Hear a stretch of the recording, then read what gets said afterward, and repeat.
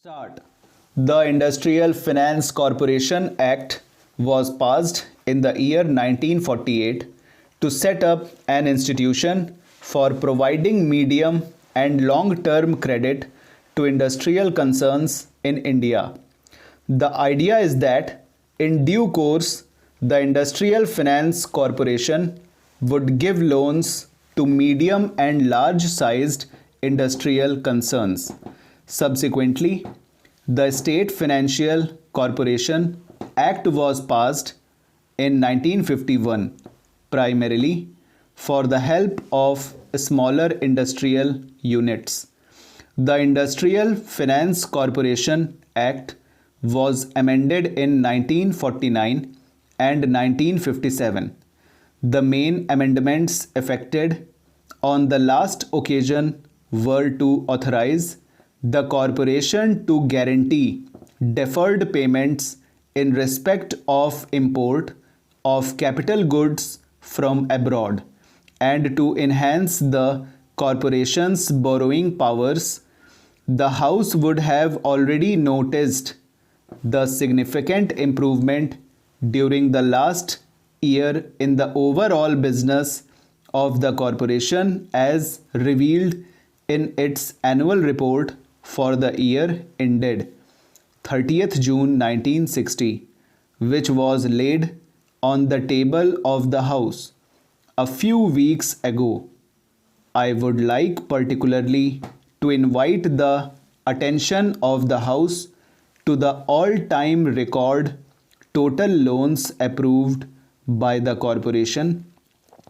Another good feature is that out of fresh loans approved this time, the share of industries situated in relatively less industrially developed states like Andhra Pradesh, Assam, Delhi, and Rajasthan is quite sizable. The profits of the corporation during the last year have also a recorded substantial increase over that of the previous year.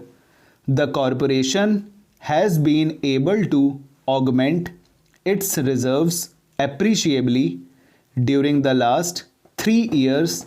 The corporation has paid back to the central government over rupees 25 lakhs on account of the subvention received by it in earlier years for the discharge of its liability to pay a guaranteed dividend. The House may also be aware that for the first time since its inception, the corporation has secured a foreign exchange credit of $10 million from the Development Loan Fund of the US government for sublending to industrial concerns in India. This will further increase the usefulness of the corporation.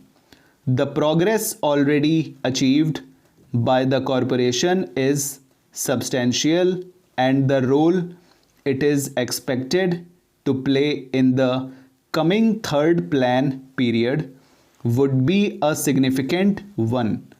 It is therefore desirable to equip the organization at this stage adequately to serve the interest of industry in a wider field. This bill is largely intended to achieve this object. I now turn to explain briefly some of the amendments before the House. It is proposed to amend Section 23 of the Act to widen the scope of the business which the corporation may transact. The corporation is at present authorized to guarantee loans floated by industrial concerns in the public market, but not loans raised by such concerns from banks. It seems but proper that facilities should be provided in suitable cases for industrial concerns to secure bank accommodation on the guarantee of the corporation. Again, the corporation now can guarantee deferred payments for import of capital goods from outside India, but it cannot guarantee deferred payment in respect of capital goods manufactured inside the country. It seems desirable to extend the scope of guarantee of deferred payments to the purchase of indigenous capital goods also.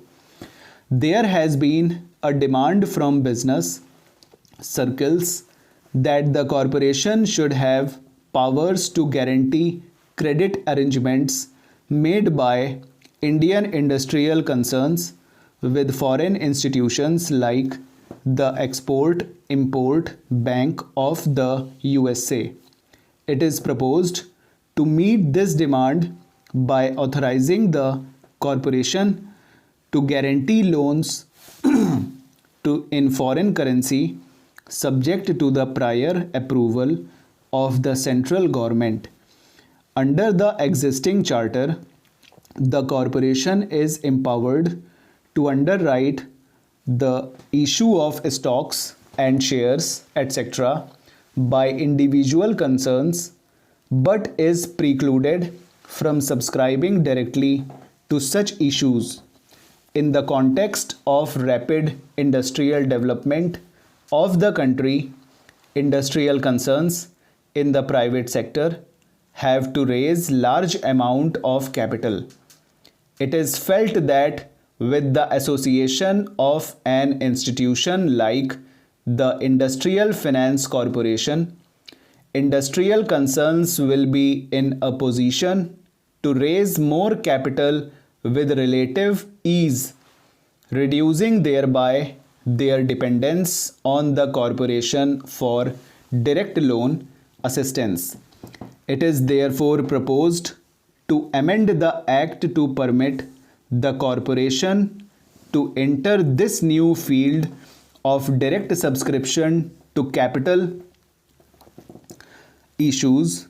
The grant of long-term loans to industrial concerns still continues to be the most important business of the corporation. These loans carry only a fixed rate of interest for the entire period, where a venture which has received a sizable loan from the corporation makes very large profits and declares handsome dividends, it seems quite reasonable that the corporation can share in the prosperity of the concern. To achieve this purpose, it is proposed to make it permissible for the corporation to conclude, in suitable cases, loan arrangements containing the option to convert loans, etc., granted by it into share capital of the loanee concern. Full stop.